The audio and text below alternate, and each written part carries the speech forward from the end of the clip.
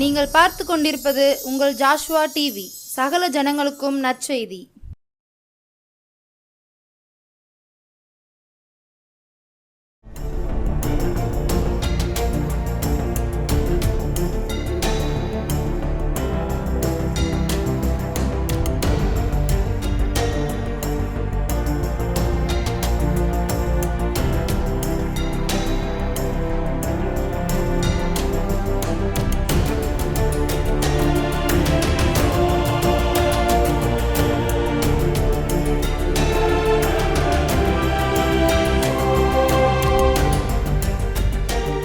அல்லேலூயா. ஆண்டவரை இயேசுவின் நாமத்தினால இந்த நாளில் கர்த்தருடைய வார்த்தையை ஜாஸ்வா டிவியில் கொடுக்கும்படியாக கர்த்தர் எனக்கு வாய்ப்பு கொடுத்ததுக்காக என் தேவாதி தேவனுக்கு நன்றி செலுத்துகிறேன். ஒருவேளை இதுக்கு எந்த தகுதியும் இல்லை, நான் அப்படி நினச்சி பார்க்க எனக்கு எந்த தகுதியும் இல்லை. ஆனால் அவருடைய கிருபை, அவருடைய இரக்கத்திற்காக நான் ஆண்டுக்கு நன்றி செலுத்துகிறேன். இந்த நாளில் நாம் கண்களை மூடி கர்த்தருடைய வார்த்தையை கேட்கும்படியாக நாம் ஜெபிப்போம். நம் ஆண்டவர் நம்மோடு பேசுகிற ஆண்டவர். அவர் மனிதனோடு பேச ஆசைப்படுகிறவர். ஆமென். எவ்வளோ தேவ தூதர்கள் இருக்கிறாங்க பரலோகத்தில், ஆனால் மனிதனோடு பேச விரும்பி வருகிறவர், இறங்கி வருகிறவர், நம்மோடு பேசுகிறவர். தேங்க்யூ லார்ட், நமக்கு நன்றி செலுத்துகிறோம் ஐயா. எங்கள் பரலோகத்தின் தந்தையே, சிங்காசனத்தில் வீற்றிருக்கிற அன்பு ராஜாவே, ஆமாப்பா, நீ ராஜாதி ராஜா, எங்களோடு நீ பேசும்படியே நாங்கள் ஜெபிக்கிறோம். அப்பா, உமக்கு நன்றி செலுத்துகிறோம், நன்றி செலுத்துகிறோம். பரிசுத்த ஆவியானவர் எங்களோடு இடைபடுவீராக, பேசுவீராக. நாங்கள் கேட்க எங்களுக்கு எல்லா இருதயமும் உம்முடைய வார்த்தைக்கு நேராய் திருப்பப்படுவதாக. இயேசுவின் நாமத்தில் பிதாவே, ஆமென்.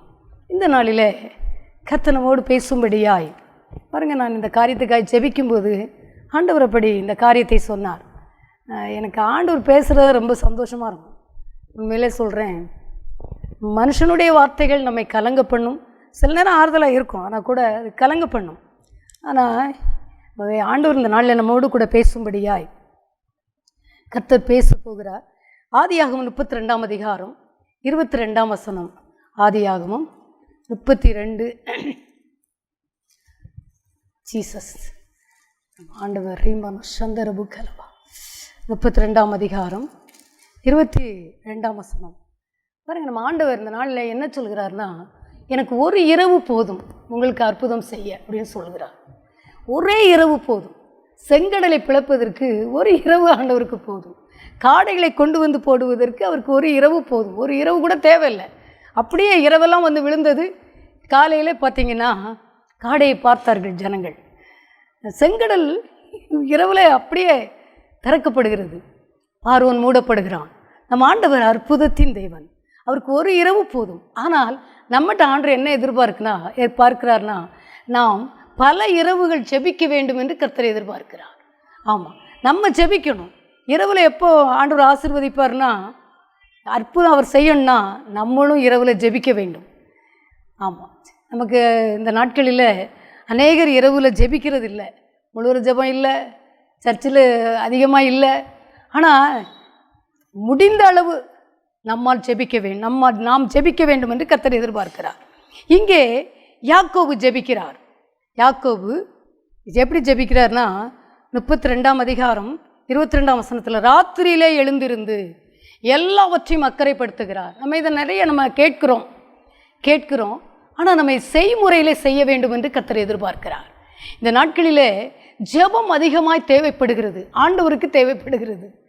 ஆமாம், தேசத்துக்கும் தேவைப்படுகிறது, நம்முடைய குடும்பங்களுக்கும் தேவைப்படுகிறது. ஜெபம் இல்லாட்டி வாழ முடியாது, அது நமக்கு எல்லாருக்கும் தெரியும். ஆனால் ஜெபிக்க முடியவில்லை, எல்லாராலும் ஜெபிக்க முடியவில்லை. ஆனால் ஜெபிக்க வேண்டும். எனக்கு அன்பான தெய்வ ஜனமே, இந்த யாக்கோபுக்கு நிறைய பிரச்சனை இருந்தது. பிரச்சனையோடு வர்றார், நமக்கு எல்லாருக்கும் தெரியும்.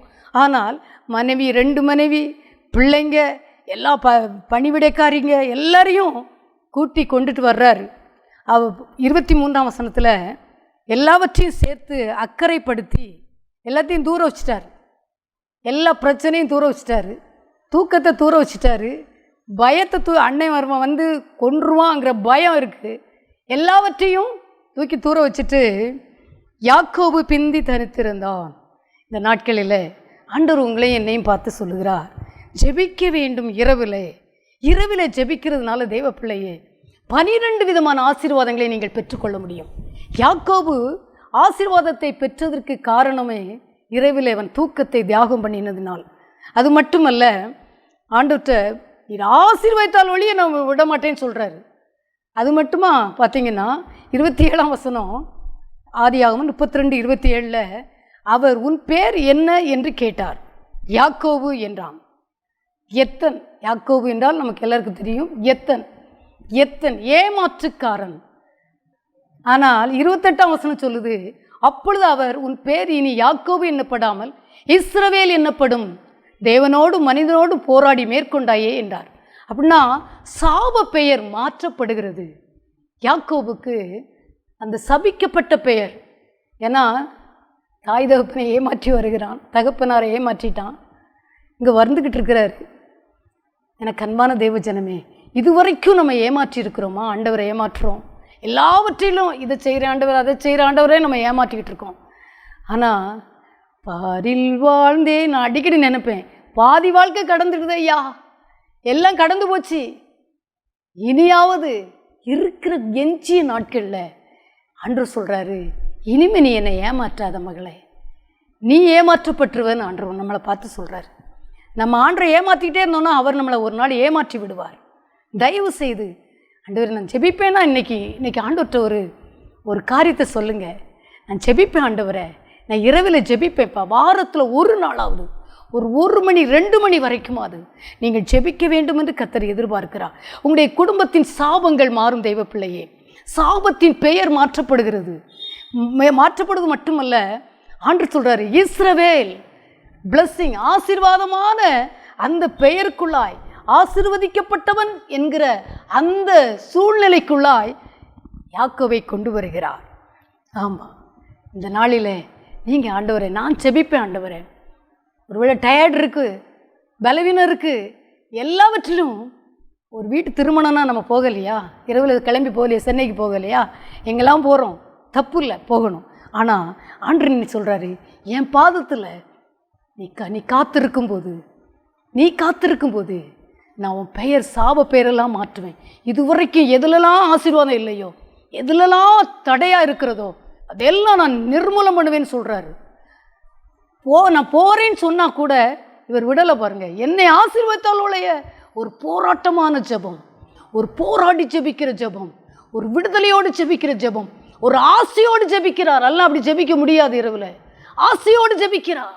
என்ன ஆசீர்வதித்தாலொழிய நான் உங்களை விட மாட்டேன் ஆண்டவரே. எனக்கு அன்பான தெய்வ ஜனமே, 33ஆம் அதிகாரம் 4ஆம் வசனம் சொல்லுது, அப்பொழுது ஆதியாகமம் 33:44 அப்பொழுது ஏசா எதிர்கொண்டு ஓடி வந்து அவனை தழுவி, எல்லா பிரச்சனையும் மாறிடுது.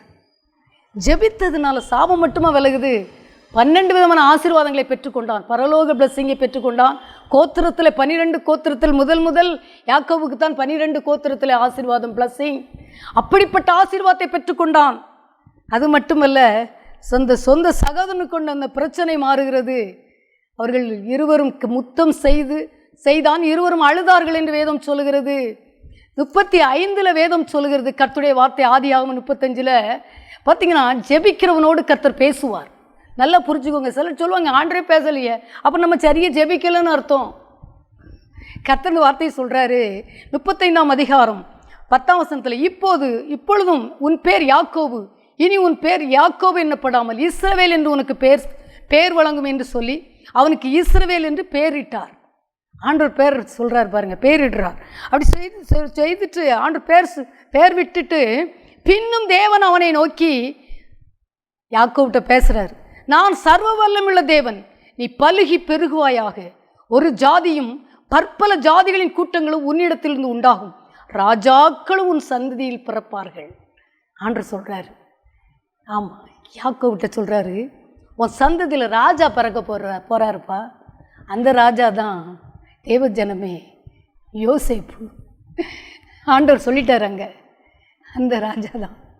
அது மட்டுமா, இங்கே பாருங்கள், அவர் சொல்கிறார் பாருங்கள், நான் ஆபிரகாமுக்கும் ஈசாக்குக்கும் கொடுத்த தேசத்தை உனக்கு கொடுப்பேன், உனக்கு பின் உன் சந்ததிக்கு இந்த தேசத்தை கொடுப்பேன் என்று சொல்லி தேவன் அவனோட பேசின ஸ்தலத்திலிருந்து அவனை விட்டு எழுந்தருளி போனார். ஆண்டு வந்து பேசுகிறார். ஆமாம், பழைய ஏற்பாட்டு காலத்தில் ஆண்டு வந்து பேசுகிறாரு. நான் உன்னை இப்படி ஆசீர்வதிக்க போகிறேன், 12 விதமாக நான் ஆசீர்வதிக்க போகிறேன், நீ தான் பிளஸ்ஸிங், நீ தான் ஆசீர்வதிக்கப்பட்ட மகன் என்று சொல்லி ஆண்டவர் பேசி எழுந்தருளி போனார் என்று வேதம் சொல்லுகிறது. எனக்கு அன்பான தேவஜனமே, இன்றைக்கு ஆண்டுகிட்ட ஒரு காரியத்தை சொல்லுங்கள். ஆண்டவரே, நான் ஜெபிப்பேன், ஆண்டவரே நான் இரவில் ஜெபிப்பேன்ப்பா, இவ்வளோ நாளும் தூங்கிட்டேன், இவ்வளோ நாளும் உங்களை ஏமாற்றிட்டேன், இவ்வளோ நாளும் நான் கீழ்ப்படியலை, எல்லாம் சாக்கு போக்கு சொல்லி தூங்கிட்டேன், இன்றைக்கு நான் அதை செய்வேன், அர்ப்பணிங்க. பரிசுத்த ஆவியானவர் உங்களுக்கு உதவி செய்வார். உங்களுக்காக கூட ஒருவரை உங்களுக்கு எழுப்பி தருவார், ஜெபிக்கும்படி எழுப்பி தருவார். நீங்கள் இரவில் கூடி ஜெபிக்கலாம். ஒருவேளை நீங்களும் உங்கள் கணவனும் ஜெபிக்கலாம், ஒருவேளை உங்கள் பிள்ளைகளும் நீங்களும் ஜெபிக்கலாம், அல்ல ஒரு ஃப்ரெண்டு யாராவது வந்தால் கூட நீங்கள் ஜெபிக்கலாம். கர்த்தர் அந்த காரியத்தை செய்ய போகிறார். யாக்கோபை 12 விதமாய் ஆசீர்வதித்தார். ஏசாயாவில் வாஸ்து பாருங்க, யாக்கோபிட்ட ஆண்டவர் என்னெல்லாம் பேசுறாரு. யாக்கோபே, ஆபிரகாமின் சந்ததியே, அப்படி உங்களோடு பேசுவார். அவர் பேசுகிற ஆண்டவர். பேசுகிற மட்டும் அவர் பேசிட்டா போதும், எல்லாம் ரிலீஃப் ஆயிரும். அப்படிப்பட்ட பிரசனம். ஏன்னா வானத்தையும் பூமி சிருஷ்டித்த அண்ட சராசரங்களில் தேவன் நம்மோடு கூட பேசுகிறார். அவர் சொல்றார் பாருங்க, ஒரு ஜாதியும் பற்பல ஜாதிகளின் கூட்டங்களும் உன்னிடத்திலிருந்து உண்டாகும், ராஜாக்கள் உன் சந்ததியில் பிறப்பார்கள். எவ்வளோ உண்மை! அது நடந்தே ஆகும். நடந்தது. உங்களுக்கும் எனக்கும் நடக்கும். தேவ பிள்ளை, இதை கேட்கிற பார்க்கிற தேவஜனமே, கர்த்தர் சொல்லுகிறார், உன்னை நான் அப்படியாய் ஆசீர்வதிக்க போகிறேன். கருத்து இருக்கீங்களா? இன்றைக்கு இரவுல ஜெபிங்க, அழாதீங்க, ஆண்டவர் சமூகத்தில் அழுங்க. ரெண்டாவது பார்த்தீங்கன்னா ஒரு காரியத்தை வாசிக்கலாம். அப்போஸ்தலர் 16ஆம் அதிகாரம் 25ஆம் வசனம். நம்ம இதை எல்லாருக்கும் தெரியும். அப்போஸ்தலர் 16ஆம் அதிகாரம் 25ஆம் வசனம். ஜீசஸ் ரீமானா, நல்ல ஆண்டவர், நம்ம ஆண்டவர். அல்லேலூயா. நீங்கள் அப்படி சொல்லி பாருங்கள். நீ யெகோவா ஈரேன்னு சொல்லுங்கள்.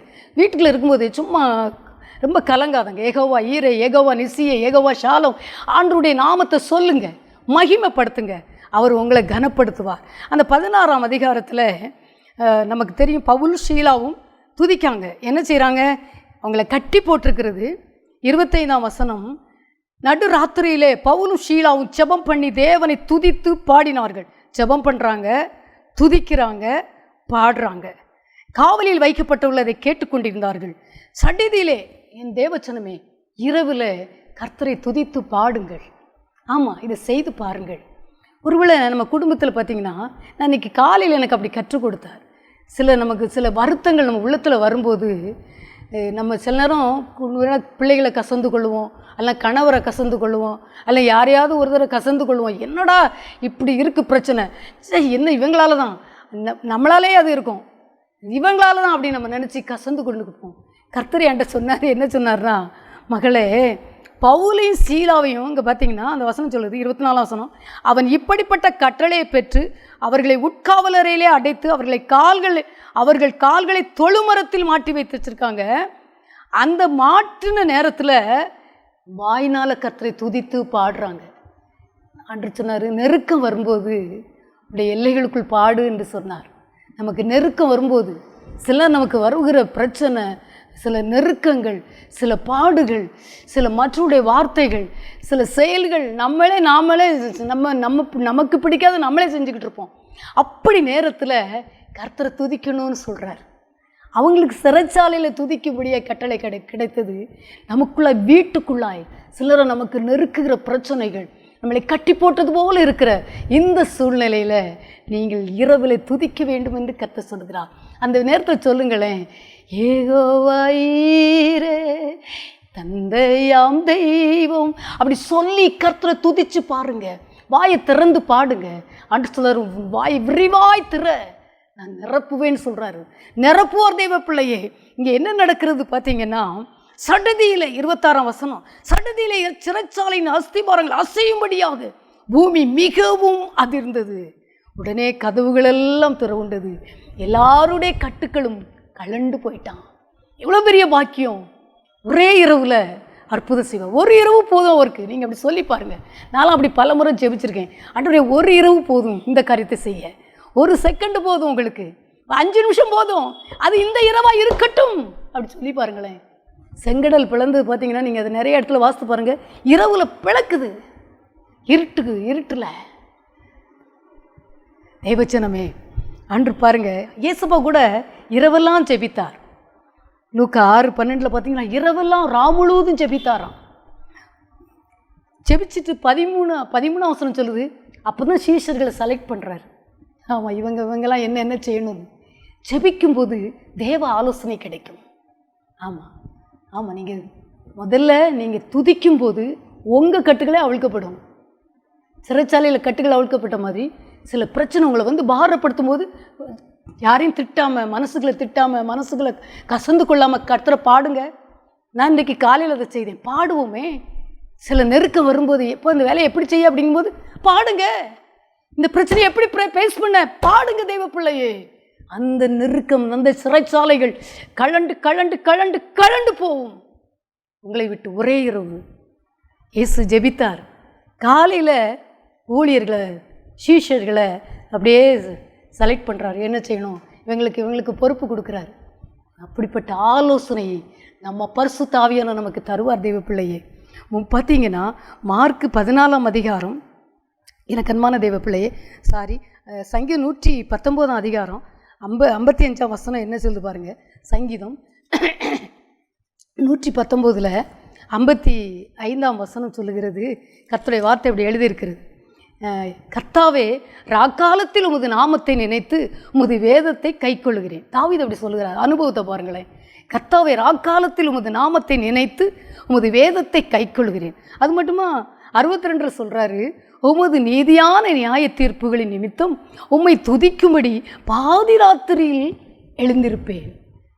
என்ன அழகாக சொல்கிறாரு.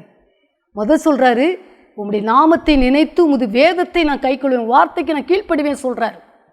இதில் சொல்கிறாரு, உமது நீதியான நியாய தீர்ப்புகள் நிமித்தம் உம்மை துதிக்கும்படி பாதி ராத்திரியிலே எழுந்திருப்பேன் அப்படி சொல்கிறார். எனக்கு அன்பான தெய்வ பிள்ளையே, நீங்கள் இரவில் ஜெபித்து பாருங்கள், துதித்து பாருங்கள், எல்லா சிறைச்சாலைகளும் திறக்கப்படும். ஆமாம், இயேசுப்பா ஜெபிச்சாங்க இரவில். யாத்ராமத்தில் பார்த்தீங்கன்னா 14ஆம் அதிகாரம்லாம் வீட்டில் நீங்கள் தனியாக வாசித்து பாருங்கள், யாரெல்லாம் என்னதெல்லாம் பெற்றுக்கொண்டாங்கன்னு. செங்கடல் பிளக்குது, பார்வோன் மூடப்படுறான். அப்படி இரவு வெளிச்சமாக இருக்கு, அவங்களுக்கு வெளிச்சம் ஆண்டவருக்கு தருகிறார். நம்ம ஆண்டவர் சர்வ வல்லமையுள்ளவர் அல்லவா. இங்கே தாவீது சொல்கிறாரு, உமது நீதியான நியாய தீர்ப்புகள் நிமித்தம் உம்மை துதிக்கும்படி பாதி ராத்திரியிலே எழுந்திருப்பே. இந்த காரியத்தை நீங்கள் செய்வீங்களா? இயேசுவா மாதிரி ஜெபிப்பீங்களா? இயேசுவா மாதிரி நம்ம ஜெபிக்கலாமா? அப்படி கேட்போமே, ஆண்டவரே நான் உங்களை மாதிரி ஜெபிக்கணும்ப்பா. வாக்கு கடங்காத பெருமூச்சுகளோடு பரிசுத்த ஆவியானவர் ஜெபிச்சாரே, நான் அப்படி ஜெபிக்கணும் அப்படி நீங்கள் கேட்டு பாருங்கள். பிசாசு சொல்லுவான், உன் மைண்ட்லாம் உனக்கு சேஞ்ச் ஆயிரும் அப்படிலாம் சொல்லுவான். அவங்கள பயமுறுத்துவான். இல்லவே இல்லை, நம்மை ஆளுகிறவர் தேவனாகிய கர்த்தர், சிங்காசனத்தில் வீற்றிருக்கிறவர், உச்சியிலிருந்து உள்ளங்கால் வரைக்கும் அவருடைய ரத்தத்துக்குள் நாமும் இருக்கிறோம். அதை மட்டும் மறந்து போகாதங்க. கர்த்தருடைய மகிமைக்குள்ளாய் இருக்கிறோம், இயேசுவின் ரத்தத்துக்குள்ளாய் இருக்கிறோம், ஆவியானுடைய வல்லமைக்குள்ளாய் இருக்கிறோம். நான் சொல்லுவான், நீ எப்போ பார்த்தாலும் ஜெபம் பண்ணிட்டு இருக்காத அப்படின்னு சொல்லுவான். அவனுடைய சத்தம், பிசாசு தந்திரம் உள்ளவன். அவனுடைய தந்திரங்கள் நமக்கு தெரியாதவைகள் அல்லவே. நல்ல கவனமாக இருந்து, ஆண்டவரே நீங்கள் என்ன நடத்துங்கப்பா, நீங்கள் என்ன ஜெபிக்க வைங்கன்னு சொல்லி பாருங்களேன். அப்படி சொல்லி பார்த்தீங்கன்னா ஆண்டவர் உங்களை வித்தியாசமாய் நடத்துவார். தெய்வ பிள்ளையே, நாம் இரவில் ஜெபிக்கும்போது உங்களை ஆவியானவர் விழிப்புள்ளவர்களாய் நடத்துவார். ஆமாம், நல்லா தெரியும். யாக்கோபை போல உண்மையில் சொல்கிறேன், 12 விதமாய் ஆசீர்வாதத்தை பெற்றுக்கொள்வீர்கள். உங்களை ஒரு தீர்க்கதரிசியாய், உங்களை ஒரு ஜெப வீராங்கனையாய், உங்களை ஒரு அந்நிய பாஷையை கர்த்தர் உங்களுக்கு பகுத்தறிகிற கிருபையை தருவார். அப்படிப்பட்ட வல்லமையினால் நிரப்புவார். உங்களை நிரப்பி நிரப்பி நிரப்பி நடத்துவார். நீங்கள் இரவில் துதிக்கும் போது சிறைச்சாலை கதவுகள் அதிர்ந்தது போல உங்களுடைய ஆவிக்குரிய வாழ்க்கையில் இருக்கிற கட்டுக்களையும் அவிழ்ப்பார். பக்கத்தில் உள்ளவங்களுக்கும் அவிழ்ப்பார், மற்றவங்களுக்கும் அவிழ்ப்பார். ஒரே ஒரு வசனத்தை வாசிக்கலாம். அந்த மார்க் 13ஆம் அதிகாரம் 36ஆம் வசனம் சொல்லுது, நீங்கள் நினையாத வேளையில் அவர் வந்து உங்களை தூங்குகிறவர்களாக கண்டுபிடியாதபடிக்கு விழித்திருங்கள் என்று மார்க் எழுதுகிறார். நீங்கள் நினையாத வேளையில் அவர் வந்து உங்களை தூங்குகிறவர்களாக கண்டுபிடியாதபடிக்கு விழித்திருங்கள். ஆண்டவர் வரப்போகிறார். நாம் விழிப்புள்ளவர்களாக இருக்க வேண்டும். ஆமாம், ஒரு இரவு போதும். அவர் அற்புதத்தின் தேவன்.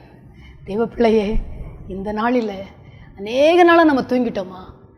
இனிமேல் தூங்காதீங்க. வாரத்தில் ஒரு நாள் நீங்கள் இன்றைக்கி செலக்ட் பண்ணுங்கள். அதை அந்த நேரத்தை அந்த நாட்களை செலக்ட் பண்ணுங்கள். உங்களுக்கு சர்ச்சில் முழுவதும் ஜெபம் இருந்தால் சர்ச்சுக்கு போங்க. அப்படி இல்லைன்னா நீங்கள் வீட்டில் ஜெபம் பண்ணுங்கள். நீங்கள் ஜெபிக்கலாம், கணவன் ஜெபிக்கலாம், பிள்ளைகள் ஜெபிக்கலாம்.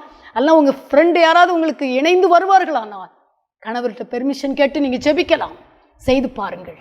செய்து பழைய அந்த நம்ம அப்போஸ்தலர்கள் காலத்தில் இதுதான் நடந்தது.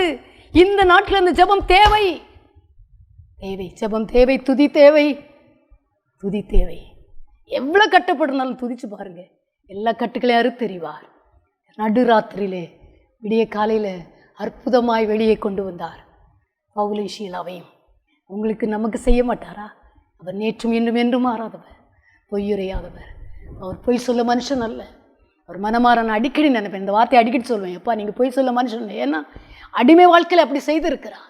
அதனால தான் நான் உண்மையிலே இந்த டிவி முன்பதாக நின்று கொண்டு இருக்கிறேன்.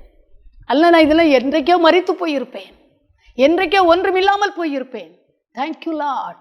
ஓ ரீபலா, கர்த்தர் அப்படி சொல்லுகிறார். இதை பார்க்கிற தேவஜனமே, உன்னை 12 விதமாய் ஆசீர்வதிப்பேன். பரலோக ஆசீர்வாதம் 12 வாசல், அந்த பிளஸிங் 12 கூடை. இயேசுவுடைய சீஷர்கள் பைக்கனோ அப்படிப்பட்ட 12 விதமாய் நான் உங்களை ஆசீர்வதிப்பேன் என்று கர்த்தர் சொல்லுகிறார். இரவிலே செபியுங்கள். சாப பெயர் மாற்றப்படும், பாவங்கள் உடைக்கப்படும், எல்லா தரித்திரமும் மாறும், எல்லா போராட்டங்களும் மாறும், எல்லா பயத்தின் கெட் அவுட் இயேசுவின் ரத்தத்தினால். கர்த்தர் சொல்லுகிறார், நான் இஸ்ரவேலை ஆசீர்வதிப்பதே எனக்கு பிரியம் என்று கர்த்தர் சொல்லுகிறார். 12 விதமாய் ஆசீர்வாதத்தை நான் நிரப்புவேன் என்று கர்த்தர் சொல்லுகிறார். ஒரு இரவு போதும், எனக்கு அற்புதம் செய்ய ஒரு இரவு போதும் என்று கர்த்தருடைய ஆவியானவர் சொல்லுகிறார். Thank you Lord. நன்றி ஆண்டவரே, நன்றியோடுமை துதிக்கிறோம். இந்த வார்த்தைகள் எல்லாருக்கும் நிறைவேறுவதாக. இரவில் ஜெபிக்க வைப்பீராக, இரவில் துதிக்க வைப்பீராக. விழித்திருக்கிறவர்களாய் எல்லாரையும் விழிப்புள்ளவர்களாய் மாற்றுவீராக. எல்லாம் மாறட்டும். தூக்கங்கள், அசதிகள், பலவீனங்கள், போராட்டங்கள் விலகி போகட்டும் இயேசுவின் நாமத்தில். என் ஜனத்தை ஆசீர்வதிப்பீராக. கர்த்தருக்காய் எழுப்புவார்களாக. 12 கோத்திரங்களாய், பரிசுத்த கோத்திரங்களாய் எல்லாரும் எழுப்புவீராக. உங்கள் கருத்தில் கொடுக்குறோம். ஆசீர்வதி, காத்துக்கொள்ளும். அப்போ அந்த ஊழியங்களை ஆசீர்வதி. எல்லாவற்றும் நாம மாத்திரம் மகிமைப்படட்டும். நஸ்ரீனாகிய இயேசு கிறிஸ்துவின் நாமத்தில் ஜெபிக்கிறோம் எங்கள் நல்ல பிதாவே. ஆமென், ஆமென், ஆமென்.